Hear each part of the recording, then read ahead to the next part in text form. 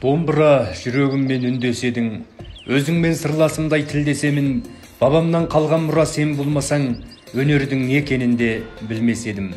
Армысыздар құрметті өнер сүйер қауым. Ұлттық домбыра күніне арналған қасиетті домбыра атты ақпараттық сағатымызды бастауға рұқсат етіңіздер.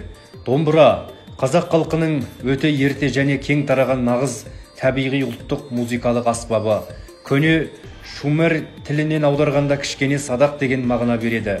Алматы облысы Жамбыл ауданы аумағынан шамамен 2-3 ғасыр бұрын табылған таста қашалған суреті 16 ғасыр бұрын Мысыр еліндегі Нақид қабіріне салынған пішіннен еш өзгермеген. Қос ішекті шертіп ойнайтын музыкалық аспап ішекті шертпелі аспаптар тобына жатады. Аспап әр түрлі үлгіде тұтас ағаштан ойылып жасалады. 9, 10, 11, 14, 24 пернесі болады. Күй арнайы құлақтармен келтіріледі. Аспап үні қоңыр, құлаққа жағымды, әрі жұмсақ боп келеді. Домбыра құрылысы. Домбыра сан ғасырлардан бері сырын сақтаған қазақ даласында кеңінен танымал аспап. Дегенмен домбыра әр аймақта әр түрлі болып келеді.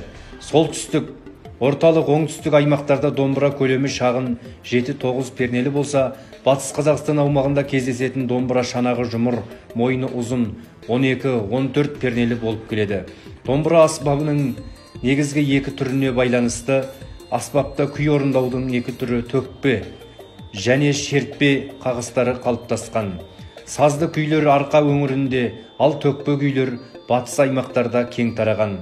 Домбыра аспабының екі ішекті түрінен басқа үш ішекті, қос жақты, кең шанақты, шіңкілдек немесе балақай домбыра деген түрлері бар.